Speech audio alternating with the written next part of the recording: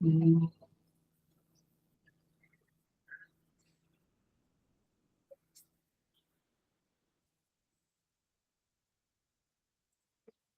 हम्म,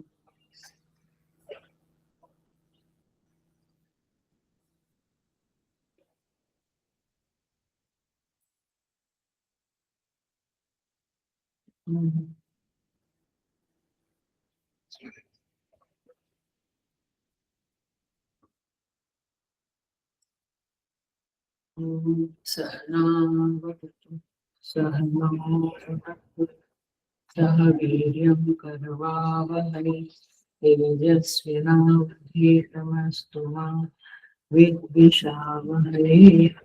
ॐ शान्ति शान्तिः। समस्तजनकल्याणे निरतं करुणामयं नमामि चिन्मयदेवं सद्गुरुं संभवेत्वरम्।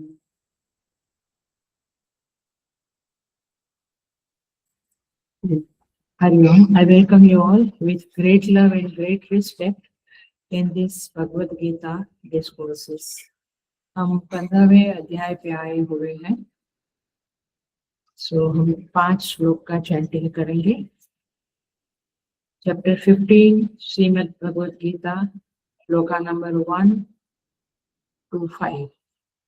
श्री भगवान उवाच ऊर्ध्वमूलमधः शाखम् अश्वत्थं प्राहुरव्ययम् छन्दांसि यस्य पर्णानि यस्तं वेद स वेदवित् अधश्चोर्ध्वं प्रसृतास्तस्य शाखाः पुनः प्रवृद्धा विषयप्रवालाः अधश्च मूलानि अनुसन्ततानि कर्मानुबन्धीनि मनुष्यलोके न रूपमस्येह तथोपलभ्यते नान्तो न चादिर्न च सम्प्रतिष्ठा अश्वत्थमेनं सुविरूढम् असङ्गशस्त्रेण तुल्येन चित्वा तथा पदं तत्परिमार्गितव्यम् यस्मिन् गता न निवर्तन्ति भूयः तमेव चाद्यं पुरुषं प्रपद्ये यतः प्रवृत्तिः प्रसृता पुराणे निर्माणमोहाजितसङ्गदोषाः अध्यात्मनित्या विनिवृत्तकामाः द्वन्द्वैर्विमुक्तः सुखदुःखसंज्ञैः गच्छन्त्यमुक्तः पदमव्ययं ततः। हरि ओम्।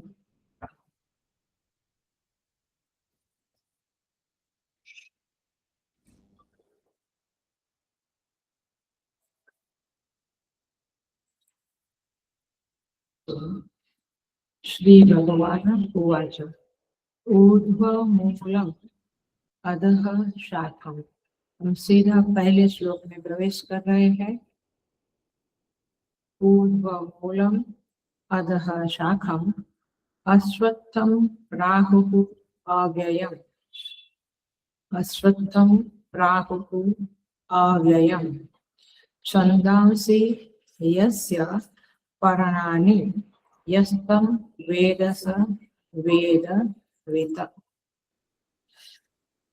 छन्दांसि यस्य पर्णानि यः तं वेद स वेदवित्। सो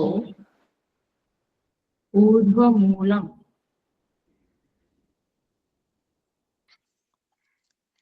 परमेश्वर रूपी मूल जो है इस संसार वृक्ष का वह ऊपर है।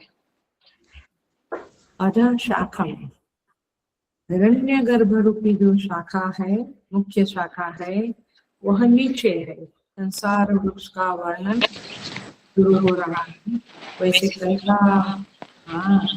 का जो क्लास, परसों का जो क्लास था, वो सबसे पहले क्या था?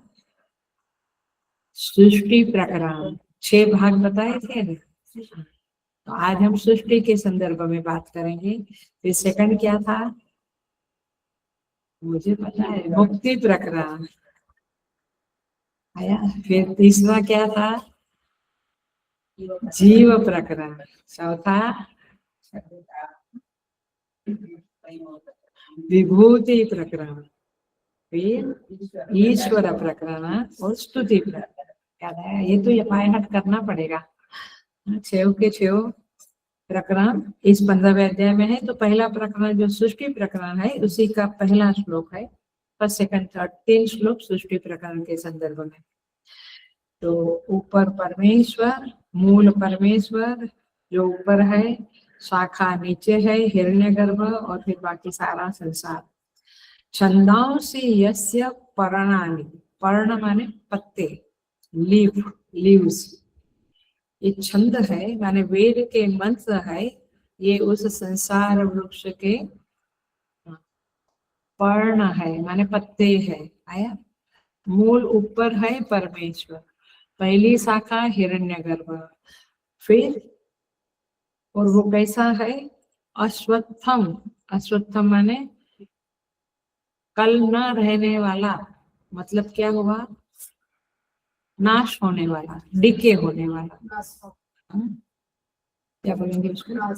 नाशवान है, धीरे धीरे डिके होता है। अव्ययम, एट द सेम टाइम भगवान कहते हैं कि यह वृक्ष, संसार वृक्ष अव्यय है। अव्यय माने कभी नाश न होने वाला। अभी बोला क्षण प्रध्वंसी, बार बार है ना, आज कुछ देखा कल वो चीज नहीं है।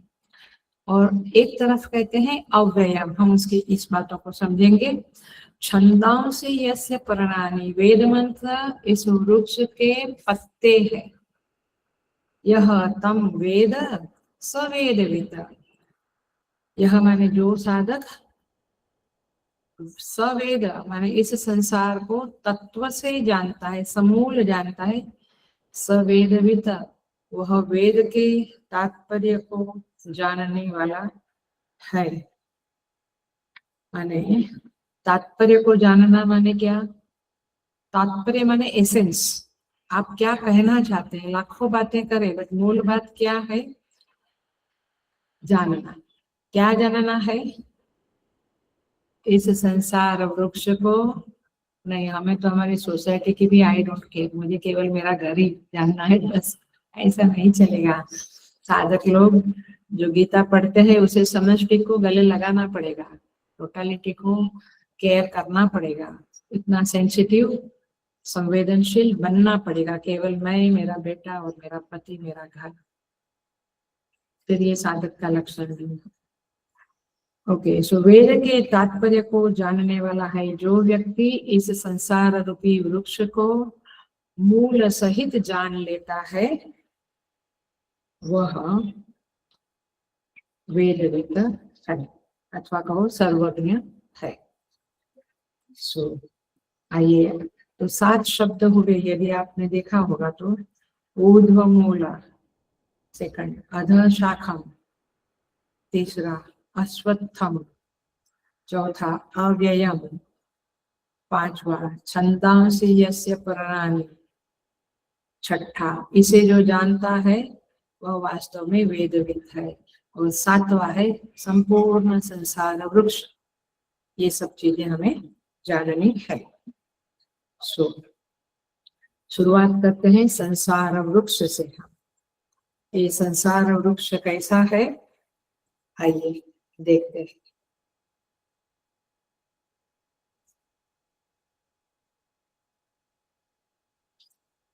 सो 15वां अध्याय सृष्टि का व्याख्यान से शुरू हो रहा है।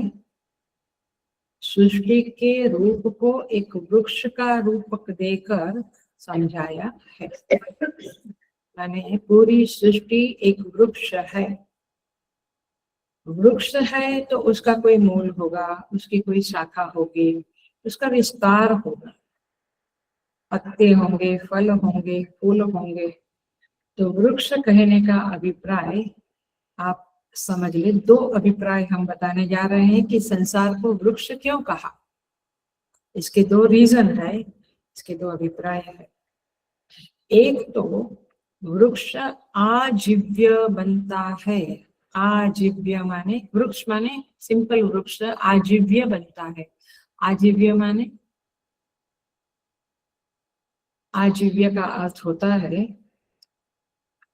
आश्रय देने वाला। आपने ये शब्द सुना है उपजीवी? पैरासाइट को उपजीवी कहते हैं। उपजीवी माने जो दूसरे पे डिपेंड करता है, और उपजीव्य माने जो दूसरों को आश्रय देता है। अब बहुत ही रफ एग्जाम्पल देती हूँ। Table and glass. ग्लास क्या है? नहीं समझा।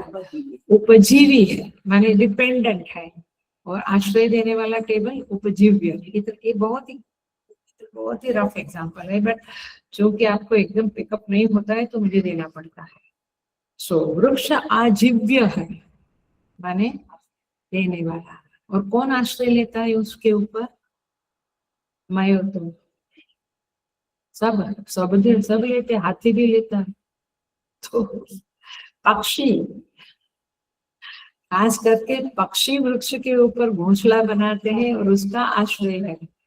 मगर देखो मैं धीरे धीरे आ रही हूँ दाष्ट्रांत के ऊपर। अभी तो दुष्टांत चल रहा है, तो उधर घोंसले बनाते हैं, सोते हैं उधर ही कुछ जवारी का दाना लाया या ऐसा कुछ लाया तो अपने अपने क्या बोलते हैं सिबलिंग के मुंह में डालते हैं, अपने बच्चे के मुंह में डालते हैं। वही खाना, वही सोना, वही रहना। Are you getting the point? अब धीरे धीरे आना अपने ऊपर। तो संसार को क्या कहा भागवत गीता में? श्री कृष्ण भगवान ने संसार को क्या कहा? वृक्ष कहा। आई थिंक से पढ़ के आना चाहिए क्योंकि मैं स्टॉप हो जाती हूँ, आंसर नहीं मिलता है। तो वृक्ष कहा, और वृक्ष की बात चल रही है। एक हमने देखा दृष्टांत, जो संसार में वृक्ष है उसकी बात करी। अब हम आ गए दाष्ट्रांत के ऊपर। तो दाष्ट्रांत माने जिसके लिए ये बातें कही जाती है, वो व्यक्ति काला है ऐसा कहा, तो हमें और कुछ कहना है कि ये कपड़ा भी ऐसा है, समथिंग लाइक दैट। तो दाष्ट्रांत और दृष्टांत। सो दाष्ट्रांत क्या है? संसार। दृष्टांत संसार का वृक्ष है, दाष्ट्रांत क्या है? संसार रूपी वृक्ष।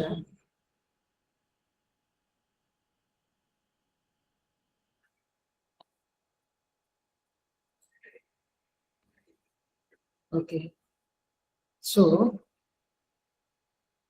मैंने यही कहा कि उस वृक्ष के ऊपर घोंसले बनाते हैं पक्षी, वही खाते, वही अपनी अपनी भाषा में बातें करते, वही रहते हैं। वैसे हाँ, ये संसार रूपी वृक्ष में ये जीव रूपी मनुष्य और सारे पशु घोंसले बनाते। अपना अपना गुफा भी होती है ना पशु की, सांप की, नाग की, और हमारा घर होता है। तो सबका अपना अपना निवास स्थान है ना। पशु पक्षी का निवास स्थान है जैसे संसार, जैसे वृक्ष, वैसे हमारा संसार रूपी वृक्ष में निवास स्थान है। तो संसार रूपी वृक्ष हमारे लिए क्या है? निवास स्थान है।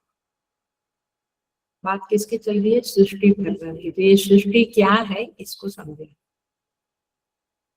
तो यहीं पे हम भोजन करते हैं, यहीं पे हम कर्म करते हैं, यहीं पे माने संसार रूपी वृक्ष में हम भोग भोगते हैं। सब कुछ इधर ही है। जैसे पशु, जैसे पक्षी के घोंसले पक्षी ये वृक्ष के ऊपर करते हैं, वैसे हमारा ये संसार रूपी वृक्ष है, और इधर ही हमारे कर्मों का फल भी हम भोगते हैं। तो सृष्टि में और वृक्ष में क्या साम्यांश आया, पकड़ में आया? निवास स्थान है, भोजन यही करते रहते, यही कर्म, यही भोग, यही। जैसे वो पक्षी का वैसे हमारा। तो इस तरह से ये, तो क्या होगा? आपको क्या करना है? साधना, प्रैक्टिकल टिप्स क्या मिली आपको? वृक्ष को देखो और सारी सृष्टि के संदर्भ में विचार शुरू करो ये क्लास के मुताबिक। अब ये क्लास पूरा सृष्टि वर्णन ही है, तो इसका चिंतन करो, ये सृष्टि का चिंतन करो कंटिन्यूअसली। उसने ऐसा बोला था 25 साल पहले, फिर मैंने खाली 2 बार ही बोला, मैंने उतना स्ट्रांगली नहीं बोला। ये बातें याद करने से कोई मतलब, जो गया सो बीत गया। तो ये शास्त्र पढ़ते हुए इस श्लोकों का चिंतन चले दिन भर हमारे अंदर, ये मुख्य उद्देश्य है। तो वृक्ष को देखेंगे घर के बाहर खिड़की में से तो क्या सोचेंगे, आज का क्लास वो सृष्टि प्रकरण था, सृष्टि भी एक वृक्ष है। फिर शुरू हो जाएगा आपका। तो करना ये है, सत्संग खाली सुनना है। देखिए पुराणों में भी कहा है, आजीव्य सर्वभूतानां ब्रह्म वृक्ष सनातन। क्या क्लासिकल एक्सप्रेशन है। ये वृक्ष का नाम क्या दिया पुराणों ने, ब्रह्म वृक्ष सनातन है और सर्वभूतानां आजीव्य है, सारे भूतों का आश्रय स्थान है। तो उपजीव्य माने ही आजीव्य, जो जीवन का आधार बनता उसे उपजीव्य कहते हैं। और सारे जीव इस सृष्टि में रहते हैं। तो जीव क्या बने, उपजीवी।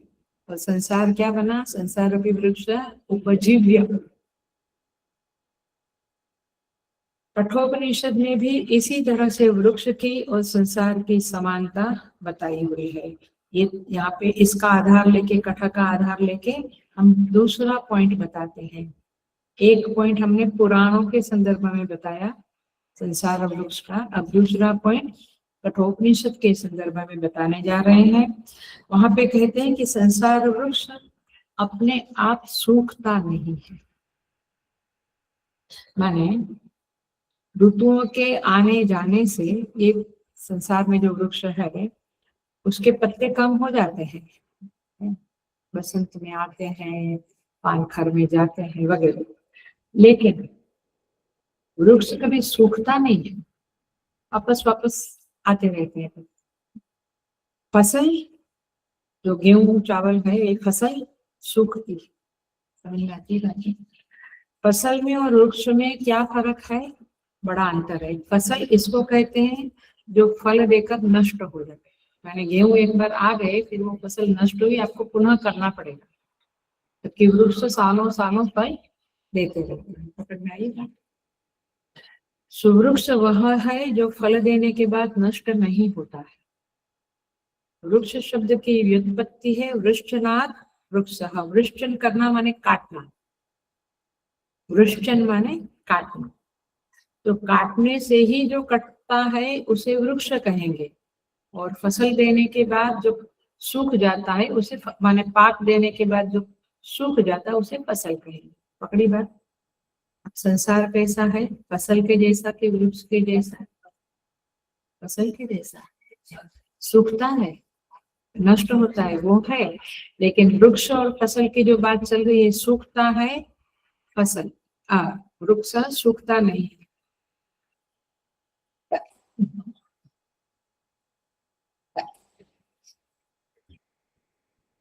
वृक्ष को काटने के बाद ही वो खत्म होता है, लेकिन फसल पाक दे दिया, धान्य दे दिया तो अपने आप से नष्ट हो जाती है, सूख जाती है। तो संसार वृक्ष किसके जैसा है, वृक्ष के जैसा है। समझ में आ रही बात? वो सूखता नहीं है। आज दुख आया, वैराग्य आया, हम बोलेंगे क्या रखा है संसार में, फिर से अंदर से भोगने की आदतें, माने मन हो जाता है संसार को हम हमेशा हरा भरा ही मानते हैं। तब तो आदमी ज्यादा समय डिप्रेशन में नहीं रह सकता। सो काटने से कटता है, स्वयं सूखता नहीं है, और इसमें फल देने के बाद नष्ट होने की प्रकृति नहीं है, उसे वृक्ष कहते हैं। माने नष्ट नहीं होता, फल दे दिया तो खत्म हो गया। और इसीलिए इसी अध्याय में दूसरा श्लोक के बाद आएगा असंग शस्त्रेण दृढ़ेन छित्त्वा। क्या आता है, मतलब क्या, आपको छित्त्वा छेदन करना पड़ेगा, काटना पड़ेगा, अपने आप ये कटेगा नहीं। यदि कट जाता था, अपने आप से खत्म हो जाता था तो बढ़िया था, तो फिर साधना क्यों करना था? क्योंकि आखिर साधना क्यों करते हैं हम, ये संसार हमारे अंदर से हट जाए, परमात्मा बैठ जाए। तो संसार सच में अपने आप से सूख जाता था तो बड़ी मजा थी। सूखता नहीं है, नष्ट नहीं होता है, चलता रहता है। सो जैसे काल में व्यक्ति, समय आया 70, 80, 90 साल व्यक्ति मर जाता है, माने देह से छूट जाता है ना। वैसे संसार से भी छूट जाता था, बट छूटता नहीं है। जन्म मरण पुनरपि जननम पुनरपि मरणम चल रहा। सो तो इस बात पर ध्यान रखना है कि एक आजीव्य है और दूसरा है कि कटता असुखता नहीं है, काटने से ही कटता है, अन्यथा अपने आप मर नहीं जाता है। सो और एक तीसरी बात ध्यान में रखने की है कि वृक्ष में जितने भी अवयव है, शाखा है, मूल है, फल है, फूल है, पत्ते हैं, ऐसा संसार रूपी वृक्ष में भी सब कुछ है। मूल है, शाखा है, फल फूल पत्ते सब कुछ। तो जैसे बात चल रही है कौन से वृक्ष की? अश्वत्थ माने क्या? कौन सा वृक्ष? पीपल का वृक्ष। पीपल का वृक्ष। अश्वत्थ किसको कहते हैं? पीपल के वृक्ष को अश्वत्थ कहते हैं। सो पीपल का वृक्ष जो होता है उसमें नीचे की ओर जड़ें फैलती है। वैसे इस संसार रूपी वृक्ष में भी जड़ें कौन सी? वासना की जड़ें फैलती हुई दिखती है और बहुत जड़ें फैली हुई है। हम सेकंड नंबर के श्लोक में ये बातें करेंगे। तो सारे अंग जो वृक्ष के हैं ये सृष्टि के भी है। तो इस तरह से ये संसार वृक्ष की बात चल रही है। आगे देखते हैं। उसका पहला शब्द है ऊर्ध्व मूलम। ये पहली विशेषता भगवान ने बताई। देखते हैं, ये शब्द बड़ा ही इंपॉर्टेंट है। आपको भाष्य साथ में है तो देखो, और 15वां अध्याय का भाष्य तो जबरदस्त है, आपको साथ में रखना ही पड़ेगा भाष्य और देखते रहना पड़ेगा, बहुत बढ़िया है।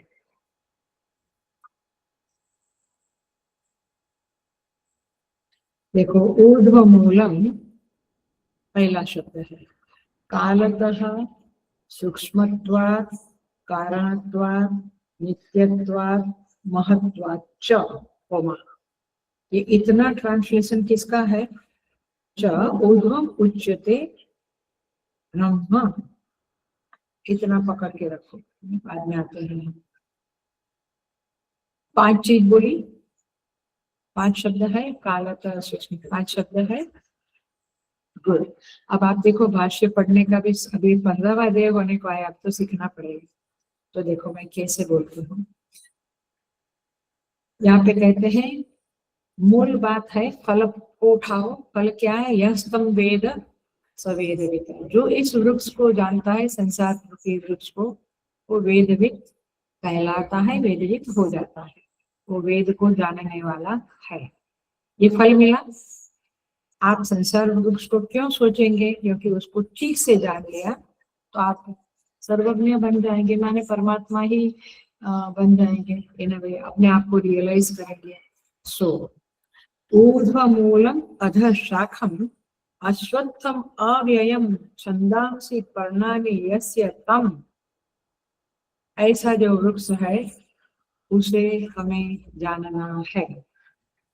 ये 5 विशेषण में पहला विशेषण है संसार वृक्ष का ऊर्ध्व। ऊर्ध्व माने ऊपर, ये तो हमें पता है।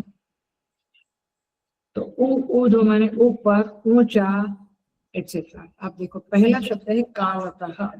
काल में यह वृक्ष जो है उसका मूल ऊपर की ओर है। हमारा मूल कौन है? हमारे माता पिता, वो हमसे ऊपर है, ऐसे बोलेंगे हम। कालतः वे हमसे ऊपर है। ऐसे सारा सारा सारा करते जाओ तो सबसे ऊपर कौन आएगा? परमात्मा, जहां से सृष्टि निकली। तो कालतः ऊर्ध्व मूलम, पकड़ी बात। सेकंड शब्द है सूक्ष्मत्वात्। ये सारा जगत दिखता है, परमात्मा दिखता नहीं है, तो सूक्ष्म है। तो सूक्ष्मत्वात् वह ऊर्ध्व है, माने जो सूक्ष्म है वो हमेशा ऊर्ध्व रहता है। लोकल एग्जांपल दूं, माने जनरल एग्जांपल दूं, तो ऑफिस में सूक्ष्म से सूक्ष्म कौन है? Director, CEO. और स्थूल से स्थूल चपरासी, आया। तो ये ऊपर है। मतलब कि ये श्रेष्ठ है।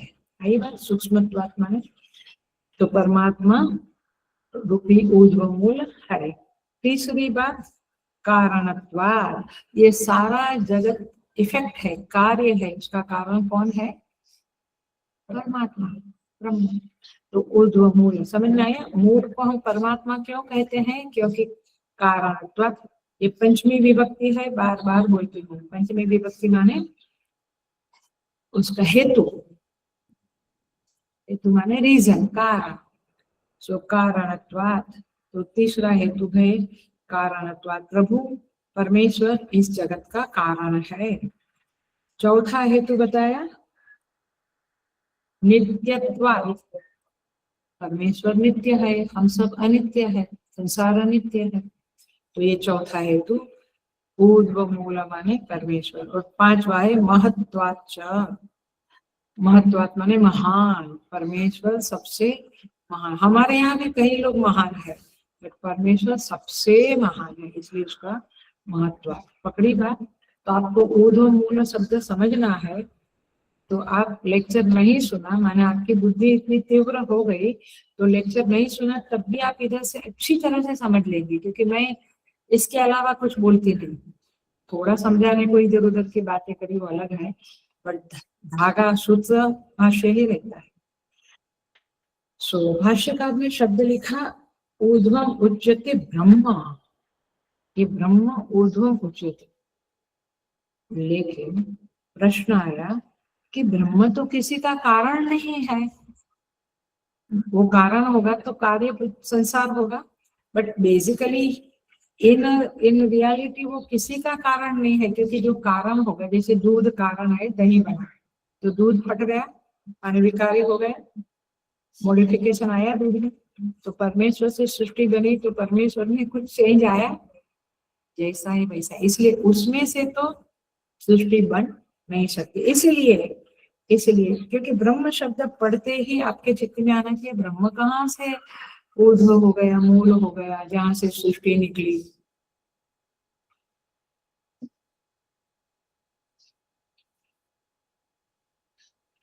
तो वह तो विकारी है, अविकारी होना होगा, बट ब्रह्म तो विकारी नहीं है।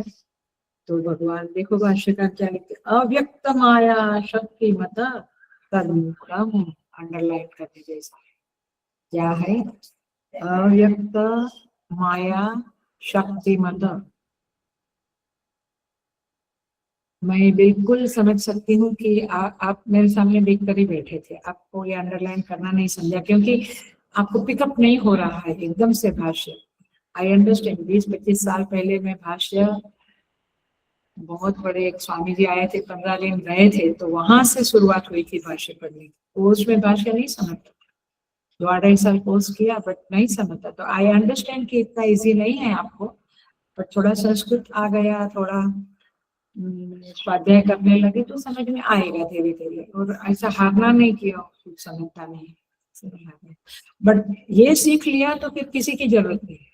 फिर घर में बैठ के भी आप एक श्लोक का भाष्य पढ़ो, इतना मटेरियल मिलता है। आप देखो आज के क्लास में ही देखो, मिल गया ना। अव्यक्त माया शक्ति मतलब इसका अर्थ है जो माया शक्ति है, माया माया शक्ति कहलाती है। ये माया शक्ति मतलब तदमूलम, माने उसके साथ माया लगी हुई है, तब वह मूल बनता है। ऊर्ध्व मूल जब कब कहा? जब उसके साथ माया लगी, माने सोपाधिक ब्रह्म की, सगुण ब्रह्म की बात चल गई है, निर्गुण ब्रह्म की बात नहीं चल रही है। तो संसार वृक्ष का मूल कौन है? सगुण ब्रह्म। ऑफ कोर्स सगुण ब्रह्म बिकॉज ऑफ ब्रह्म निर्गुण ब्रह्म है, बट संसार का मूल कौन है? सगुण ब्रह्म। तभी तो आपका ये सूक्त आप रोज गाते हो, कौन सा? सहस्र शीर्षा पुरुष है ना, तो ये सहस्र शीर्षा पुरुष ही सगुण ब्रह्म है। तो ये ऊर्ध्व मूल कौन है? सगुण ब्रह्म। पकड़ी बात? एकदम पकड़ी। तो आप यदि इस सृष्टि के मालिक सगुण ब्रह्म को याद करोगे तो क्या आशीर्वाद नहीं मिलेगा? मालिक से हम प्रार्थना करते हैं, दुआ करते हैं ऑफिस में भी कि बहुत जरूरी काम है, मुझे 10 दिन का छुट्टी दे ही दो, तो रिक्वेस्ट करते हैं तो सुन लेता है, प्रोवाइडेड आपने अच्छा काम किया है ऑफिस में, वैसे वो सुन लेता है सगुण ब्रह्म, प्रोवाइडेड आपने धार्मिक जीवन जिया है। आप अधार्मिक जीवन जिएंगे तो फिर वो सुना नहीं जाएगा।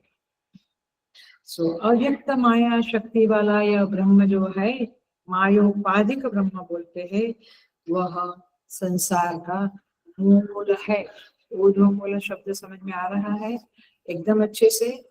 5 रीजन बताया क्यों ऊर्ध्व मूल कहा, और फिर मूल एग्जैक्टली क्या है, सगुण ब्रह्म है, ये बताया। आप देखो,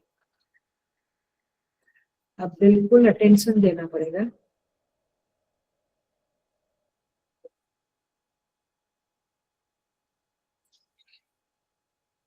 अब पूरे चैप्टर का जो क्रक्स है, एसेंस है, पूरे चैप्टर जो कन्वे करना चाहता है वो बात मैं बताने जा रही हूँ। और ये बात भगवान ने पहले ही श्लोक में पहले ही शब्द में दे दी। तम ऊर्ध्व मूलम संसार मायामयम वृक्षम। देखो भाष्यकार लिखते हैं, देखा आपने, ब्रह्म अव्यक्त माया शक्तिमत तद मूलम अस्य इति स अयम संसार वृक्ष ऊर्ध्व मूलम। मतलब क्या हुआ, संसार वृक्ष के मूल में स्वयं माया महारानी विराजमान है, माया के साथ ही ब्रह्म जुड़ा है, इसीलिए यह संसार मायामय है। अब समझा क्यों मायामय है, क्योंकि माया मूल में है, माँ मूल में है ना, तब बच्चा है, तो संसार रूपी वृक्ष के मूल में माया है। जैसे सुवर्ण से बनी हुई चीज सुवर्णमय होती है, ये कंगन जो है, ये कुंडल जो है, ये सोने से बना है तो सुवर्ण ही कहलाएगा, वो सुवर्णमय ही है। ऐसे समझ में आया, ये एग्जाम्पल दिया, दृष्टांत दिया, दृष्टांत क्या दूंगी, वैसे इस माया से संसार बना है तो संसार मायामय ही होगा और कुछ नहीं होगा। और इसीलिए मायामय माने, माया शब्द का क्या अर्थ हमेशा हम बताते हैं, या माँ सा माया, जो नहीं है उसे माया बोलते हैं। हम कहते हैं बड़ा माया है, बड़ा माया भी है, मतलब बोलता कुछ है कुछ, इसको माया भी बोलते हैं ना, माने जो नहीं है नहीं वो दिखता है। ये संसार क्या है, मायामय है का अर्थ क्या हुआ, यह संसार मिथ्या है, झूठा है। हम कहते हैं ना बड़ा मायावी है आदमी, मतलब क्या, झूठा है, दिखाता है कुछ, है कुछ, है गरीब, दिखाता है बड़ा धनवान है। सो ऊर्ध्व मूल मधा शब्द का अर्थ हो गया, लक्ष्यार्थ हो गया विवर्त। विवर्त माने सुपर इम्पोजिशन, माने माया, माने मिथ्या, झूठ, ये संसार झूठ है। पहला ही शब्द संसार के विवर्तत्व का बोधक है, और इसी शब्द में पूरे चैप्टर का एसेंस परमेश्वर ने बता दिया। और इसीलिए समझा 16वां अध्याय 17वां अध्याय परिशिष्ट है, यहाँ पे बात खत्म हो जाती है। भगवान पूरी गीता में जो कहना चाहते हैं वो यहाँ पे पहले श्लोक में पहले शब्द में कहकर, वैसे 15वें अध्याय में चैप्टर खत्म, माने गीता खत्म कर। तो ये है ऊर्ध्व मूलम। अधः शाखम, दूसरा शब्द उठाते हैं हम, अधः शाखा। ये दूसरे श्लोक में आता है, ये अधः शाखम वाला, मैंने शाखाओं के बारे में बातें आती है, इसलिए इसमें हम थोड़ा सा देखेंगे, ज्यादा नहीं देखेंगे, सेकंड श्लोक में सब कुछ देखेंगे। सो अधश्चोर्ध्वं प्रसृतास्तस्य शाखाः, वहां पे देखेंगे, अभी थोड़ा सा देखते हैं। शाखा जो नीचे है तो मुख्य शाखा तो हिरण्यगर्भ है, पकड़ी बात, मेन जो है वो हिरण्यगर्भ है। उसके बाद 23 तत्व बताए हैं अधः शाखा में, 23 बात तत्व वस्तुएं बताइए क्या है, वे सब कुछ वृक्ष की शाखा है, बहुत सारी शाखाएं रहती है। पहला है महत तत्व, फिर अहंकार, फिर पंच तन्मात्राएं, 10 इंद्रियां, एक मन और 5 विषय। ये सब आएगा सेकंड श्लोक में, सब अच्छे से हम डिस्क्राइब करेंगे और समझेंगे। अभी इतना समझो कि ये 23 तत्व से ये शाखाएं फैली हुई है, 23 तत्व रूपी शाखाएं फैली हुई है। फैला हुआ है ना, पंच महाभूत है सब जगह, सब पशु पक्षी मनुष्य सबको इंद्रिया है, किसी को 1 2, किसी को 5 5 इंद्रिया है, 10 10। फिर विषय है, ऑफ कोर्स विषय है, मनुष्य के लिए एक प्रकार के विषय है, पशु पक्षी के लिए अलग प्रकार के विषय। विषय समझता है ना, कबूतर के जवारी क्या है, कबूतर का विषय। इंसान को शब्द स्पर्श रूप रस गंध सब कुछ है, सारे पशु पक्षियों को ये सब कुछ है। मन है, हाँ है। तो इस तरह से अधः शाखा, ये संसार ऊर्ध्व मूल वाला है और अधः माने नीचे फैली हुई शाखाओं वाला है। अधः शब्द क्यों कहा, क्योंकि ये संसार माने ये ऊर्ध्व मूल जो है उसके संदर्भ में ये नीचे है, मूल परमात्मा ऊपर है, तो ये नीचे, इसलिए अधः, अधः माने नीचे। बोलते ना अधोगति में जा रहा है आदमी, अधोगति माने नीचे की गति। सो इसको कहेंगे अधः शाखम। अब देखिए यहाँ पे तीसरा शब्द लेते हैं हम, अश्वत्थ। ये जबरदस्त शब्द है, मिला। अश्वत्थम प्रावुरव्य, अश्वत्थ में अ प्लस स्व थ, ऐसे समझो।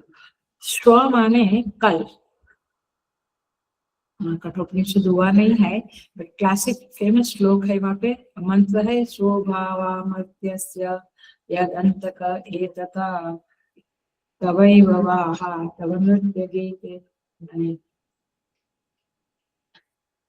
स्वभावा नचिकेता यमराज को कहते हैं, जब यमराज उसे बहुत लालच देते हैं, अप्सराएं ले जाओ, रथ ये ले जाओ, तुम्हारी आयु बढ़ा देता हूँ, सब कुछ संसार में वैभव देता हूँ, बोले स्वभावा, ये सारी चीजें कल रहे ना रहे वैसे है, रहे ना रहे, हम पता नहीं कौन कल रहता है कल नहीं रहता है।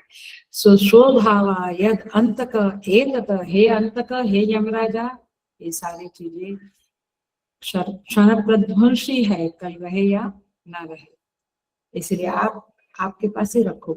मुझे तो आत्मज्ञान चाहिए, वो दो, मुझे ये चीजें नहीं चाहिए। हम बच्चों को करते हैं ना, छोटा मोटा दे के फुसलाते हैं।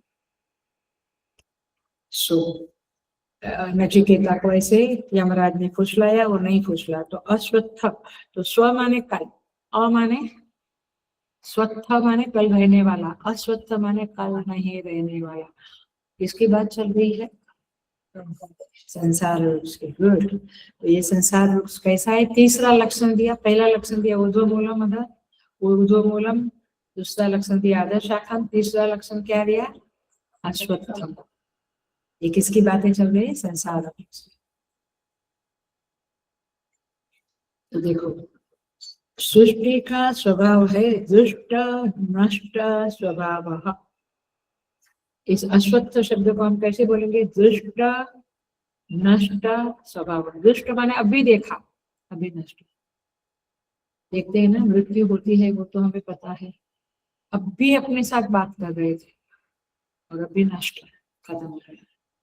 हर चीज, हर चीज, आज रात को देखा वो पत्ता, वो फल, फल खत्म हो गया, चीजें खत्म हो गई।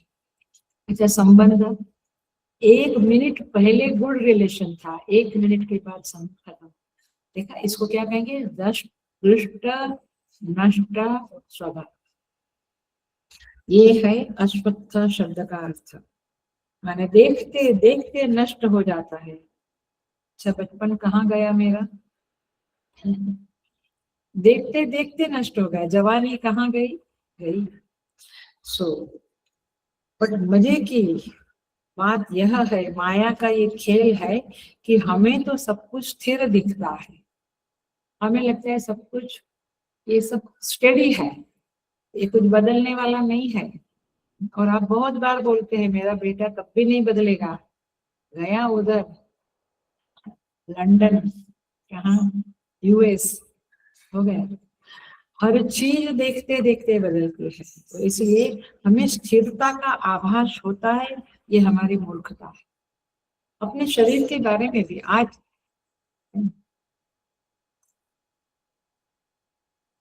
अभी अभी मैसेज आया मुझे, हमें मैसेज आता है कि कैंसर निकला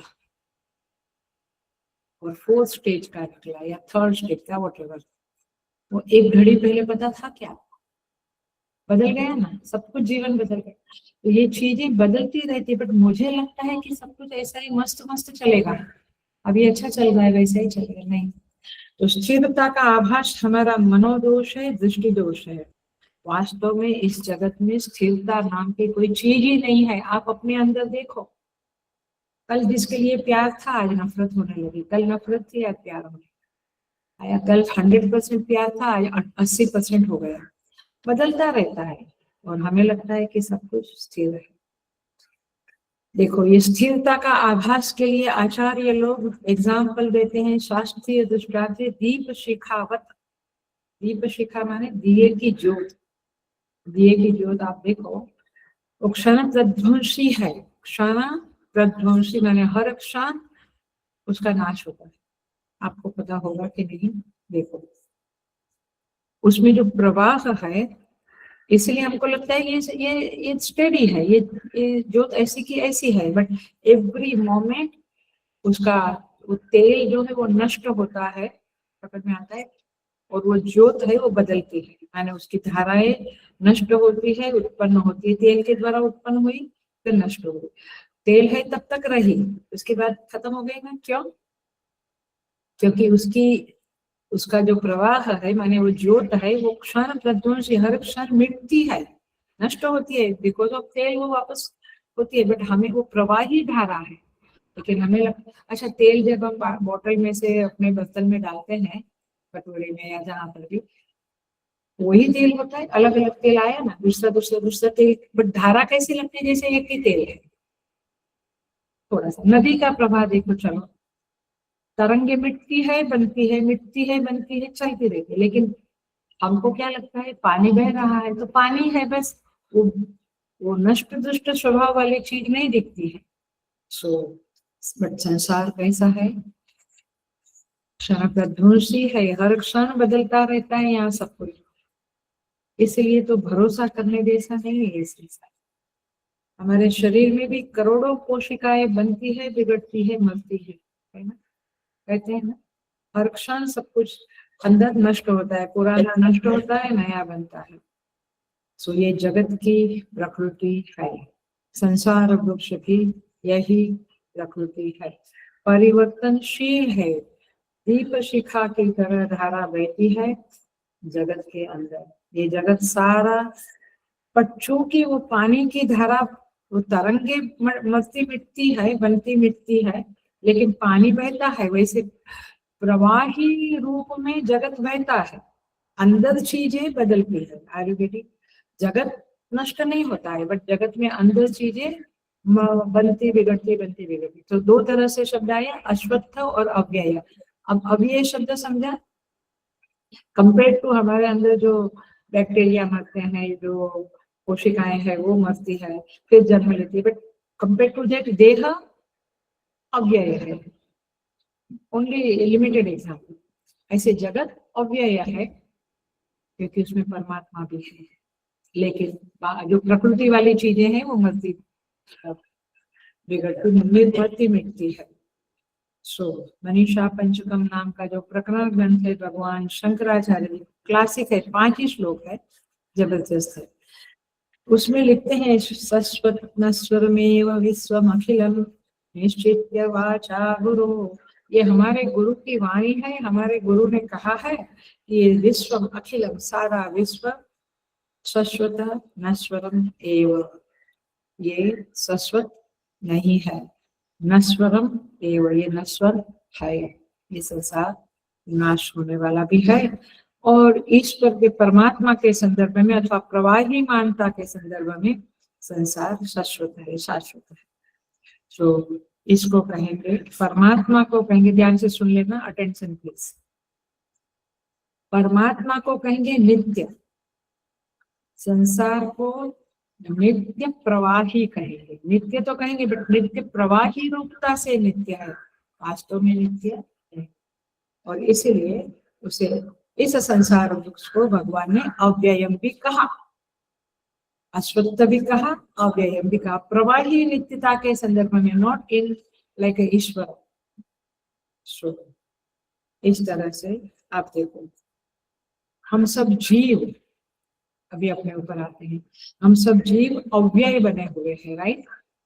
जीव तो मरता नहीं है ना, देह मरता है, जीव तो वापस दूसरे जन्म तीसरे जन्म में चलता रहता, तो जीव अव्यय है, देह नश्वर, सो शाश्वत नश्वर, माने जीव अव्यय है, देह नश्वर नाशवान है। तो इस तरह से ये जगत अव्यय भी है, नाशवान भी है। पकड़ी बात आपने, हर जगह पे बताया। सो कोशिकाओं के संदर्भ में और देह के संदर्भ में, फिर जीव और देह। तो इस तरह से यह संसार जीव को भोग देने के लिए सदा बना हुआ है, क्योंकि जीव मरता नहीं है, जीव आता जाता है, तो संसार उसको भोग देने के लिए बना हुआ है, इसलिए उसको अव्यय कहा है। तो ये अश्वत्थ शब्द का अर्थ इस तरह से क्षण प्रध्वंसी है। भाष्यकार जरा लिखते हैं, देखो क्या लिखते हैं,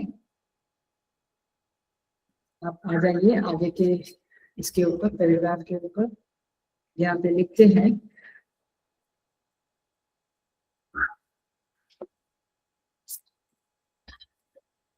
अश्वत्थ शब्द का अर्थ लिखते हैं, भगवान अनाद्यंत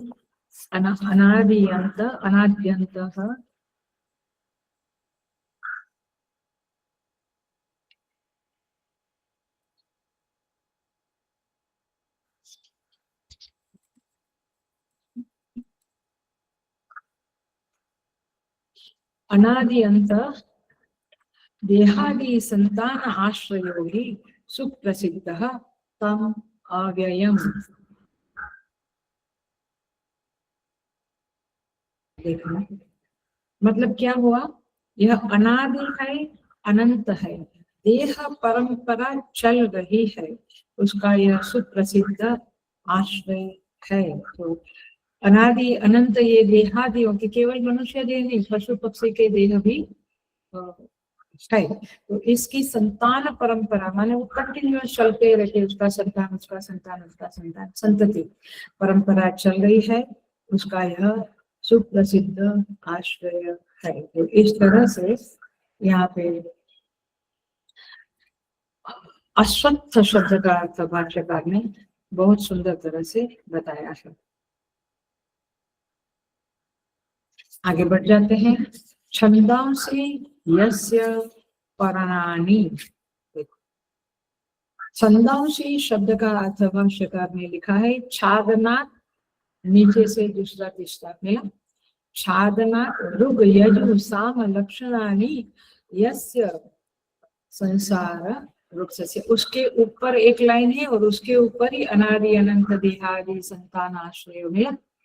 ये जो अभी अव्यय शब्द का अर्थ किया था वो छंदांश के ऊपर एक लाइन, उसके ऊपर का पैराग्राफ में है अनादि अनंत देहादि छादना ऋग साम ऋग यजु साम लक्षणानि यस्य संसार वृक्षस्य पर्णानि। मेरा सारी बातें उधर से ही बोल रही हूँ ना, मैं खाली उसको खोल खोल के बोल रही हूँ। सो भाष्यकार कहते हैं छादना माने आवृत कर लिया, ये संसार रूपी वृक्ष में जो पत्ते हैं उसने इस पूरे वृक्ष को कवर कर लिया है, राइट, है ना, सब फैल जाते हैं ना पत्ते, तो पूरा वृक्ष अंदर छिप जाता है। ऐसे ये संसार रूपी वृक्ष के पत्ते जो है वो वेद है, लिखा है छंदांसी जैसे पर्णानि, माने छंदस माने वेद मंत्र, ये वेद मंत्रों के कारण, माने वेद मंत्र इज इक्वल टू पत्ते माने पर्ण, बट पर्ण जैसे वृक्ष को छा जाता है, कवर करता है, ऐसे वेद मंत्र ने भी इस संसार रूपी वृक्ष को कवर किया हुआ है, माने छा गए हैं। हमें दिखे ना दिखे, क्योंकि हमें नहीं दिखते हैं, क्योंकि हमारी आंखें नहीं देखती है।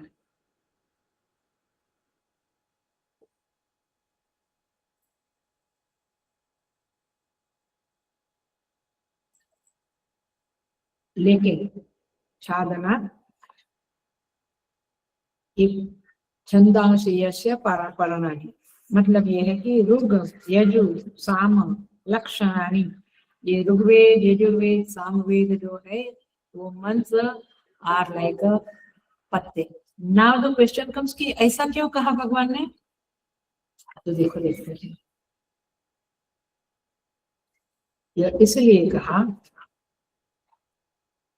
कि वेद क्या करता है, धर्मशास्त्र क्या करते हैं, हमारे ऊपर शासन करते हैं।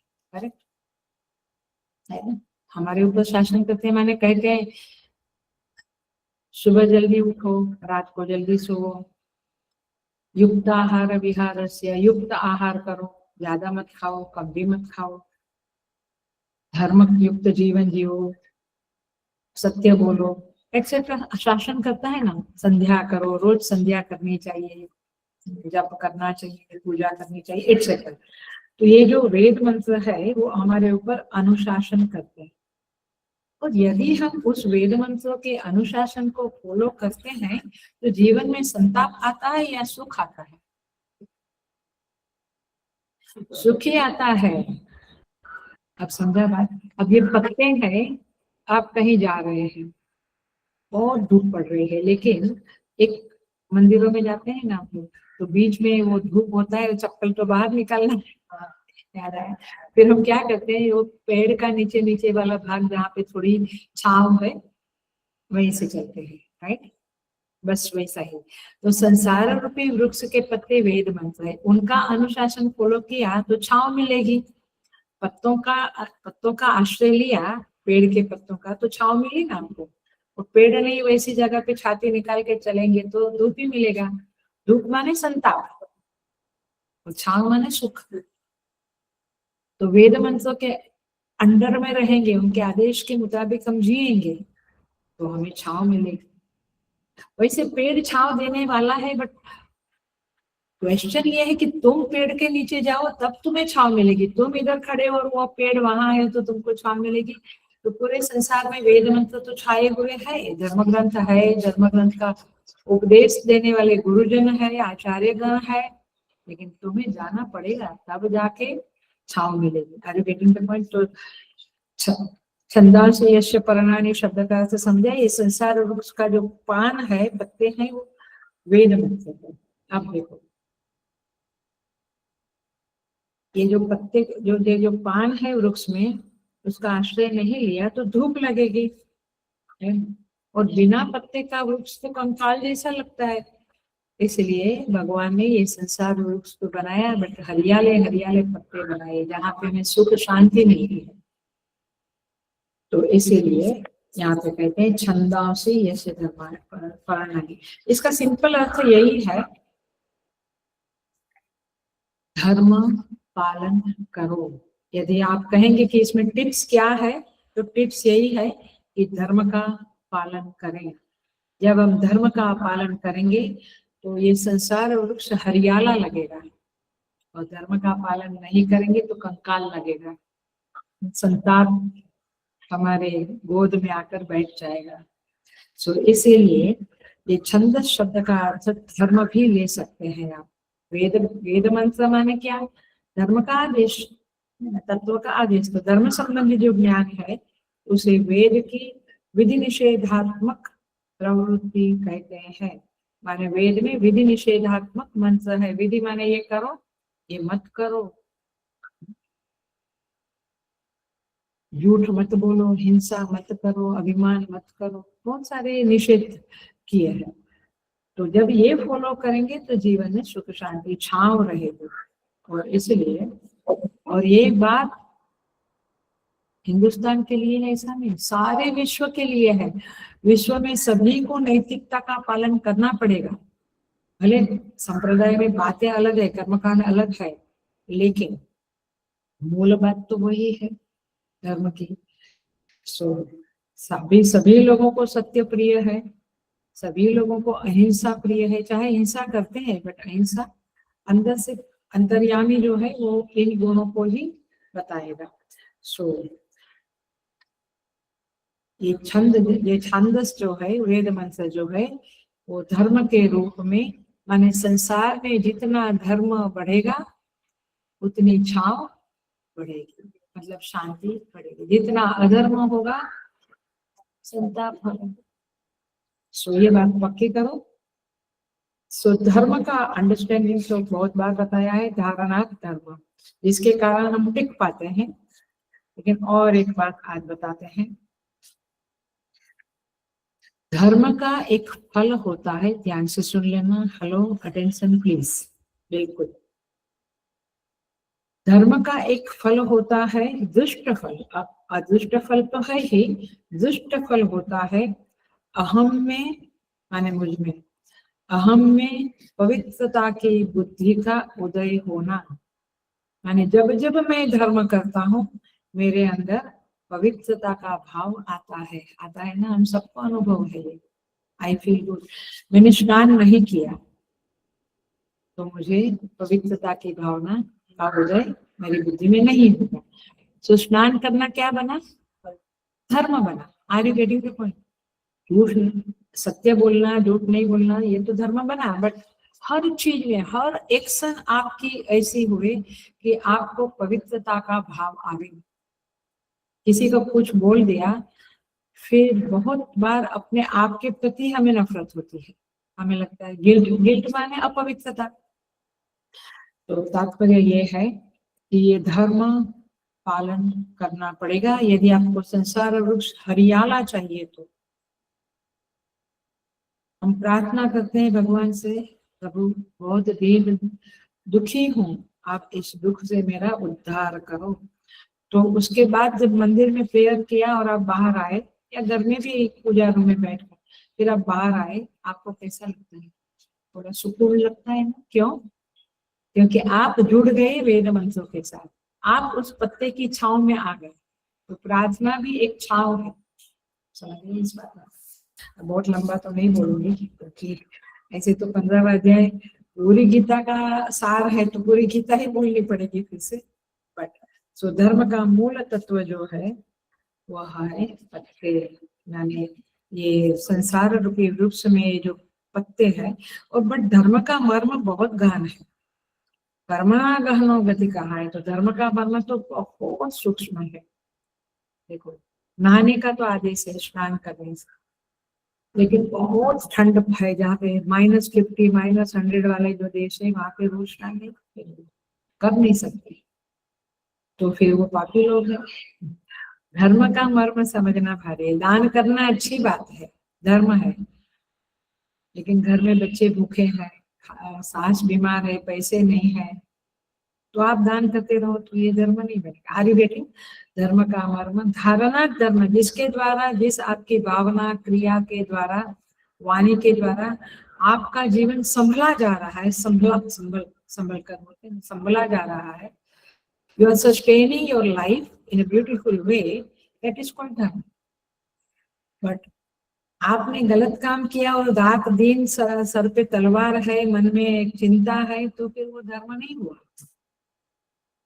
सो इस तरह से साउथ में बहुत गर्मी होती है तो धोती डालते हैं। वही बद्रीनाथ वाले पुजारी को बोलेंगे, साउथ के पुजारी देखो धोती डालते हैं, तुम क्यों स्वेटर पहन के?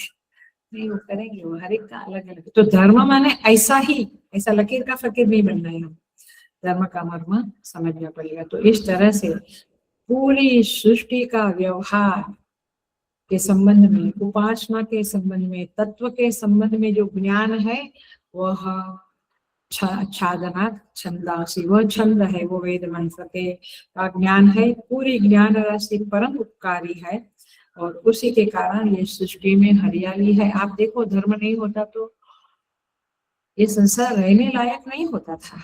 सो इसीलिए ये ज्ञान राशि से ये संसार वृक्ष की हरियाली है, सौंदर्य है, और फिर इसी के कारण फलोत्पत्ति भी होती है। सो इस तरह से ये छंदांसी यस्य पर्णानि, अब लास्ट शब्द है यस्तम वेद स वेदवित। पकड़ी बात। जो इस संसार वृक्ष को इस तरह से जान लेता है, उसमें मूल बात तो ये कही थी कि यह सृष्टि जो है वो चेतन पूर्विका एवं सृष्टि ही। क्यों? क्या शब्द जाएगा श्लोक का? क्या शब्द जाएगा? चेतन पूर्विका एवं सृष्टि ही। कौन सा शब्द जाएगा? ऊर्ध्व मूल। ऊपर मूल है मतलब कि चेतन, वो शब्द जो है तो उससे यह उसका मूल है, उससे सृष्टि रूपी वृक्ष निकला है। तो चेतन पूर्विका एवं सृष्टि, कौन सा शब्द? ये इधर के क्लास में जो ऑफलाइन क्लास था उसका मजा तुम लोग नहीं चखा है। वहां पे एक शब्द के पीछे जब तक आंसर नहीं निकलेगा, बट आता था most of the time. Vashi class, Nehru class, इधर थाना क्लास जो रोज एक दिन लेते थे, ऑफलाइन में लोग बैठते थे। जब तक ये क्वेश्चन मैंने पूछा चेतन पूर्विका एवं सृष्टि ही, इसका कौन सा शब्द के साथ मेल खाता है, जब तक आप लोगों से नहीं निकलता था मैं आधा घंटा भी आगे नहीं जाती थी। तो हमारा बहुत धीरे धीरे चल रहा था। नहीं तो आज 10 साल हो गया, लेकिन अभी उधर के क्लासेस में कहीं कुछ बुरा नहीं हुआ, क्योंकि बहुत धीरे जाते थे। परंतु उससे तुम्हारी बुद्धि डेवलप होती थी, तुम्हें मनन की थिंकिंग की आदत पड़ती थी।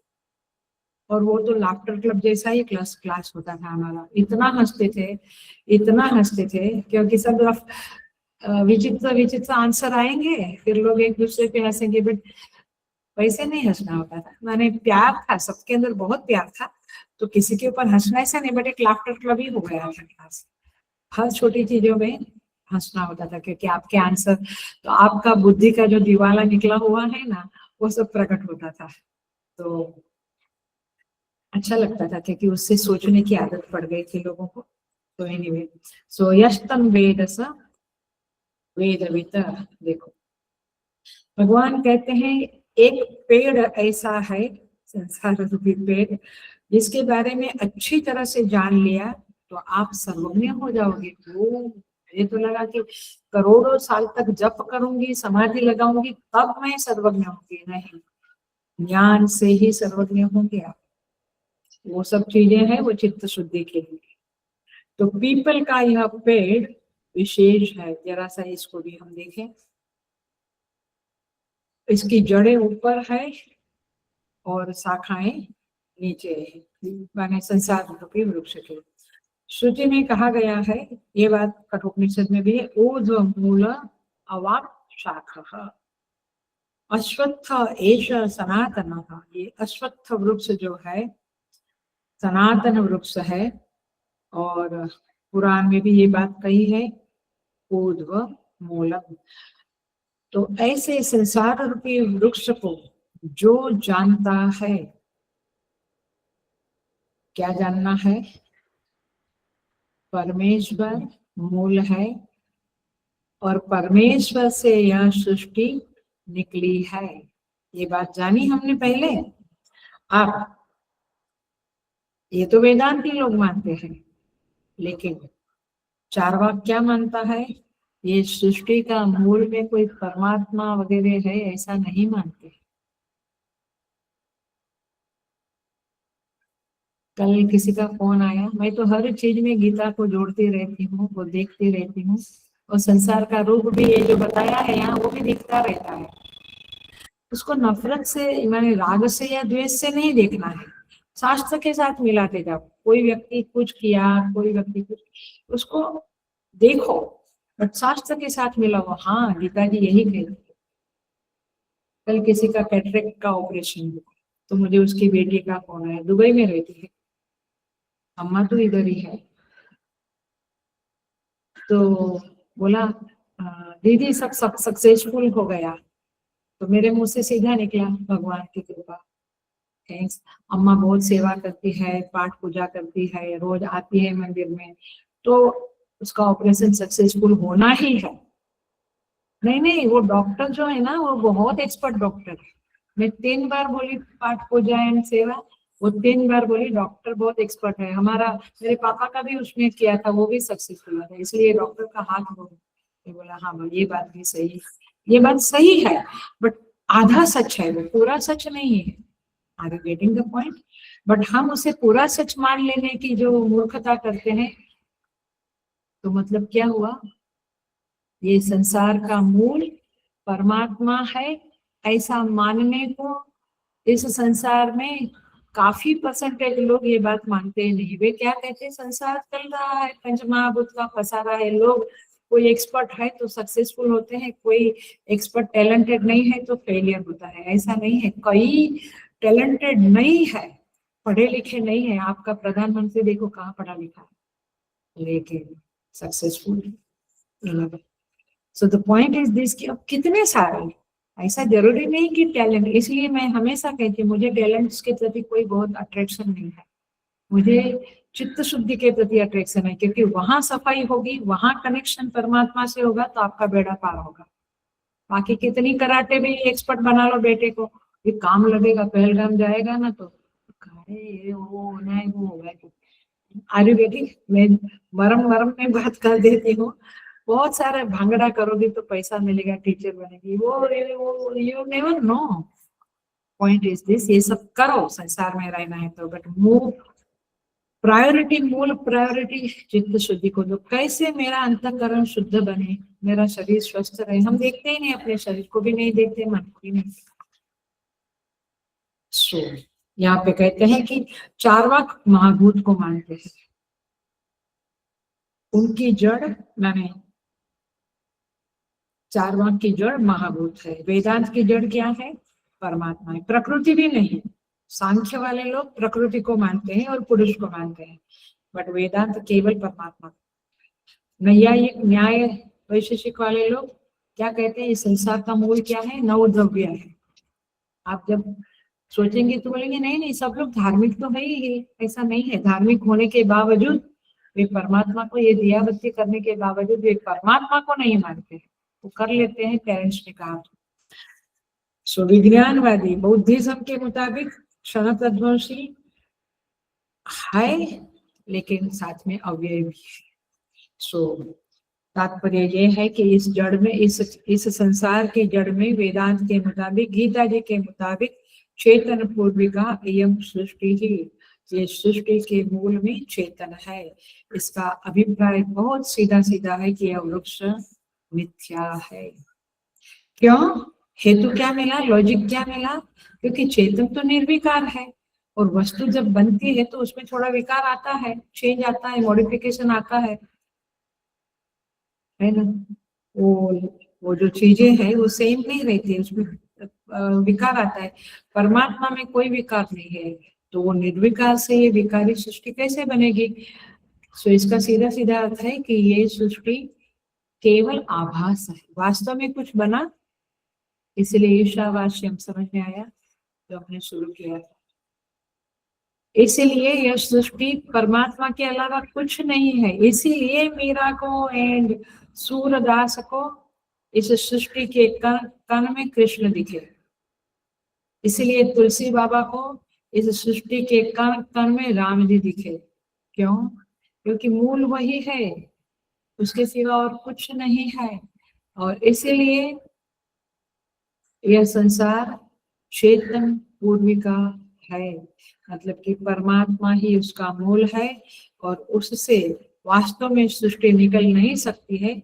बट ये सृष्टि का आभास प्रकृति की माया की वजह से, क्योंकि मूल में माया भी है ना, संयुक्त हुई सोपाधिक ब्रह्म के साथ, तो इसलिए माया के कारण एक सृष्टि सच है ऐसा लगता है, बट वास्तव में मिथ्या है। और इसीलिए चेतन में चूंकि परिणाम की सिद्धि नहीं होती है, इसीलिए यह सृष्टि विवर्त है। ये बात को इस संपूर्ण गीता का सार समझो, और यही 15वें अध्याय के प्रथम श्लोक में बताया गया है। सो इसका एक एग्जाम्पल है, क्लासिक एग्जाम्पल देते हैं हम। यहाँ पे कहते हैं, गोस्वामी तुलसीदास जी महाराज जबरदस्त बात करते हैं, ये यस्तम वेद स वेदविता, ऐसा जिसने जान लिया वो सर्वज्ञ हो गया। लेकिन संसार को सत्य जाना वो शब्द बोलो अल्पज्ञ है। ऐसे सूझना चाहिए, तब जाके आपको चूइंग हो रहा है। गोस्वामी जी कहते हैं, जही जानत जग जाय हेराई, यही जानत जग जाय हेराई। हेराई माने खत्म हो जाना। जिसको जान लिया तो जगत अब बचा नहीं। अब मुझे जगत जगत रूप नहीं दिखता, अब मुझे ईश्वर रूप दिखता है। ये अभी भी याद है। अभी तो नहीं देखती हूँ, कभी करोड़पति देखती थी तो 7 करोड़, कितना 7 करोड़ ना मेरे ख्याल से, हाँ। तो एक लेडी जीत गई, तो पूछा कि रहस्य क्या है, तो बोलता है मेरे किचन की खिड़की के सामने पीपल का वृक्ष है और मैंने 15 अध्याय पढ़ा है, तो मैं उस पीपल वृक्ष के जरिए उस परमात्मा का और संसार की नश्वरता का चिंतन करती थी हमेशा। तो मेरे अंदर कुछ शक्तियां आई जिसके कारण सारे आंसर सही हुए। आगे बेटिंग देखो। तो अध्यात्म जड़ है, परमात्मा जड़ है। तो कई बार हमें समझता नहीं है, बहुत अध्यात्म करने वाले भी चिंतन नहीं करते हैं, तो फिर कोई मतलब नहीं है। तो जे ही जानत जग जाए हेराए, जिसको जान लिया तो ये जगत हेराए। जागे जथा सपन भ्रम जाए, जागे जथा सपन भ्रम जाए। जैसे मैं जाग जाता हूँ तो सपना का भ्रम में चला जाता है, ऐसे ज्ञान में मैं जाग गया। इस 15वें अध्याय में जो बताया है, उस ज्ञान में आप जाग गए तो आपका जगत चला जाएगा। और यह जगत चला जाएगा, नहीं नहीं मुझे 15 अध्याय नहीं पढ़ना है। जगत जाना ही चाहिए, क्योंकि मिथ्या वस्तु को क्यों गले से लगा के रखते हैं। कोई वस्तु फट गई, कोई वस्तु, ज्योतिषियों में भी, ये टीवी में कभी शो आता है तो बोलते हैं कि जूना कपड़ा, जूनी चीजें निकाल देनी चाहिए, क्योंकि वो रहेगी तो घर में लक्ष्मी नहीं आएगी। माने दान कर दो, खत्म कर दो, हटा दो, है ना। ऐसे चित्त में जो सड़ा हुआ माल पड़ा है, वो भी आज 31 है, ये खत्म हो रहा है। भगवान से प्रार्थना करो कि ये सब गंदगी निकल जाए। जैसे हम दिवाली में झाड़ते हैं ना घर, ऐसे ये एंड ऑफ द ईयर में अंदर का मन रूपी घर को झाड़ दो, सब खत्म करो। नए साल से नई शुभकामनाएं, पॉजिटिविटी को पकड़े हम। सो जागे जथा सपन भ्रम जाए। इसी को हमारे नरसिंह मेहता, जो गुजरात के बहुत बड़े संत हो गए, कहते हैं, जागिने जो तो जगत दिसे नहीं। समय जागिने जो तो, जो माने देखो, जगत दिसे नहीं, गमा अटपटा भोग भासे। इन्होंने वैष्णव भजन लिखा है, वही संत का ये शब्द है कि मैं जब जाग गया तो मुझे जगत नहीं जगत दिखना बंद हो गया। माने भेद दृष्टि मेरी चली गई, अब मैं अभेद में जी रहा हूँ। भूंगमा अटपटा भोग भास, जैसे नींद में इधर का कुछ दिखा उधर, है ना। तो स्वामी तेजोमय जी बढ़िया बोलते हैं, बोलते हाथी ने स्कर्ट पहना वो सब बड़ी मजेदार कथा है, कहानी है, बट मुझे इतना याद, मैंने बोल देती हूँ। ऐसा कुछ फनी फनी दिखता है सपने में, ऐसे ही है जगत में, सब कुछ फनी फनी है। कौन सी बात सही है, क्या इतना सही है। सो जैसे नींद में अटपटे भोग दिखते हैं, वैसे ये अज्ञानी जीवों को संसार में अटपटा भोग दिखता रहता है, वो उसमें फंसे रहते हैं। लेकिन मैं जाग गया तो मुझे जगत दिसे नहीं। तो इस तरह से बहुत सुंदर बात है। और एक बात बहुत बढ़िया है जो देख लेते हैं। अश्वत्थ माने पीपल वृक्ष, करेक्ट।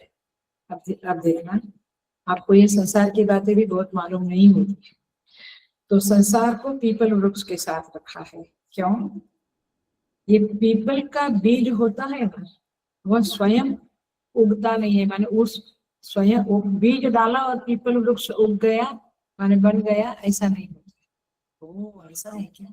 बाकी सब तो बीज, पपीता का बीज डाला, है ना, आम का गुठली डाली, परंतु ये कैसे बीज उगता है, आप बहुत अटेंशन प्लीज, बहुत ध्यान से सुनिए ना, आपको अच्छा लगेगा और समझ में आएगा।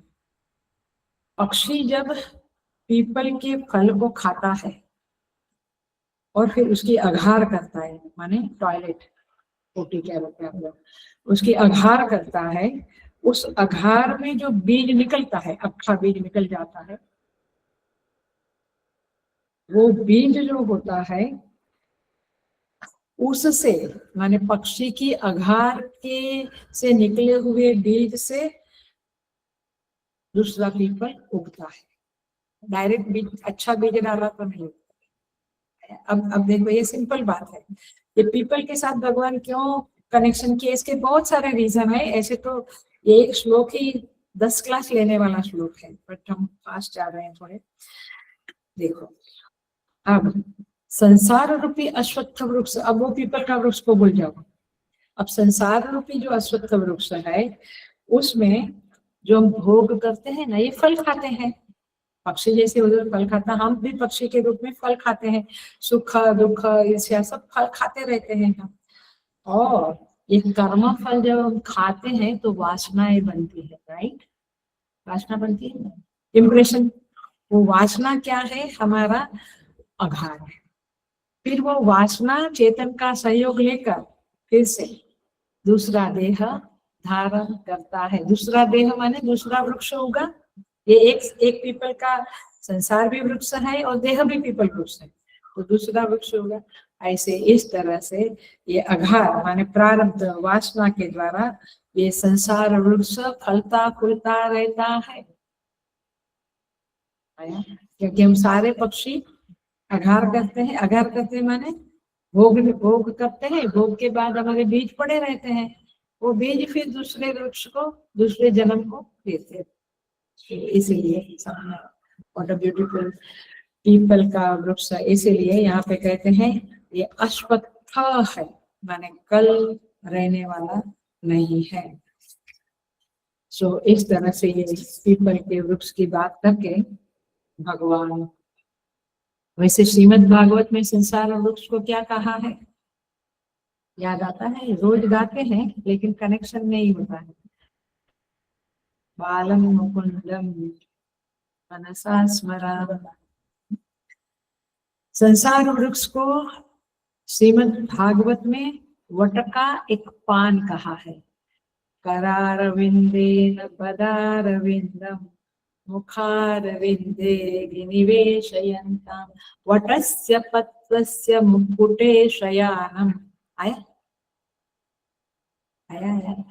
भागवत जी में उसको हर एक जगह पे अलग अलग कंपैरिजन करके परमेश्वर हमारे चित्त में इस संसार की नश्वरता को जाहिर करना, अवेयरनेस देना चाहते हैं सबको। सो आज के क्लास यही हमें लेना है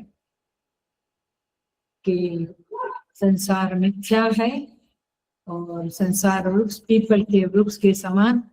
देखो जरा सा हवा आई तो पीपल का वृक्ष पत्ते हिलते हैं। ऐसे संसार में भी जरा सी परिस्थिति की हवा आई हम लोग कांप जाते हैं।